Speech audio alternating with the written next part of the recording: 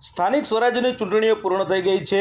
નગરપાલિકા અને તાલુકા જિલ્લા પંચાયત ચૂંટણી 2026 અંતર્ગત આજ રોજ મતગણતરી પણ હાથ ધરવામાં આવી હતી।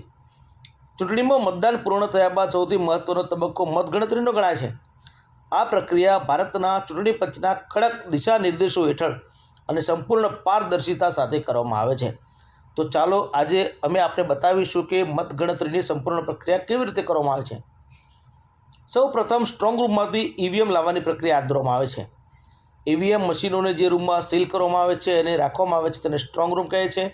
સ્ટ્રોંગ રૂમની બહાર 24 કલાક સશસ્ત્ર સુરક્ષા દળોનો પહેરો હોય છે અને ઉમેદવારો તેમના પ્રતિનિધિઓ એજન્ટો વગેરે પણ તે હાજર હોઈ શકે છે। મતગણતરીના દિવસે ચૂંટણી અધિકારી એટલે કે આરઓ નિરીક્ષક અને ઉમેદવારોના એજન્ટોની હાજરીમાં સ્ટ્રોંગ રૂમનું સીલ ખોલવામાં આવે છે।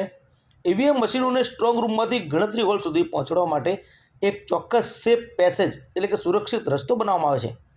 મશીનો લાવતી વખતે તેની હેરફેર પર સીસીટીવી કેમેરા અને સુરક્ષા જવાનોની નજર હોય છે। આમ તો નિયમ મુજબ સૌથી પહેલાં પોસ્ટલ બેલેટ એટલે કે ટપાલ મતપત્રોની ગણતરી કરવામાં આવે છે।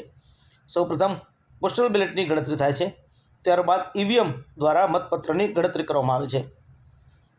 ઈવીએમ દ્વારા મતપત્રની ગણતરી કરવામાં આવે છે ત્યાં અલગ અલગ ટેબલ મૂકવામાં આવેલા હોય છે। દરેક ટેબલ ઉપર એક કાઉન્ટિંગ સુપરવાઇઝર, કાઉન્ટિંગ આસિસ્ટન્ટ અને માઇક્રો ઓબ્ઝર્વર હોય છે।